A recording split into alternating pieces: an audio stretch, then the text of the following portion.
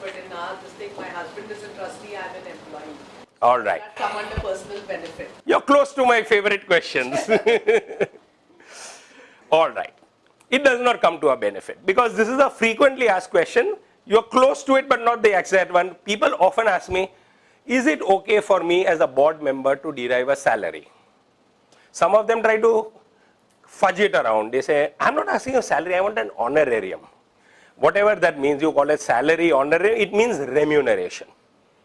There are in the profit world 3 R's, or 2 R's rather.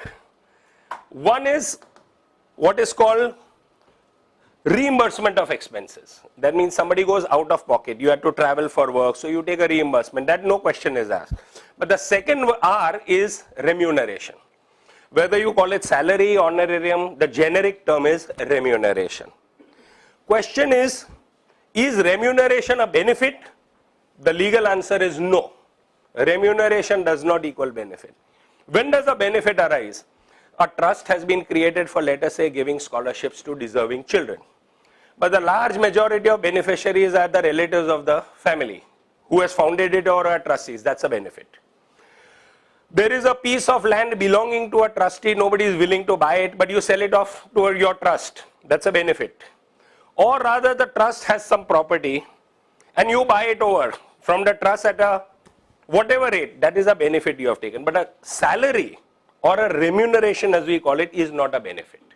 So let's get that very clear. From the point of view of good governance, it is not desirable to get a board member remunerated. That is a given norm. In the United States of America, in the UK, this is unacceptable. As a board member, you do not derive any remuneration. Forget benefit. Benefit is out of the question, not even a salary. But in India, this is allowed. And as you will see under FCRA, it is now even under legislature allowed. But I'll come to that later under FCRA. Having said that, what does the Income Tax Act say over here? It specifically says that any trust author, meaning the settler of the trust, trustee or manager may be remunerated. Actually, in clear words, it says remunerate, provided the remuneration is reasonable. And what is reasonable is not defined under law. That is what has happened. So it's a little bit of a dicey thing. So what happens is when every year you file your returns with the department, you file your return in ITR 7 and there is an audit report in Form 10B which your auditor fills. The auditor has to write in his audit report, do any of the trustees derive a salary or a remuneration? If it's no, no question. If it is yes, next column is how much? And then that amount is written. And if the assessing officer feels that that is an unreasonable amount, he'll start behaving unreasonably with you. So that is what will happen. That is the beginning of your journey.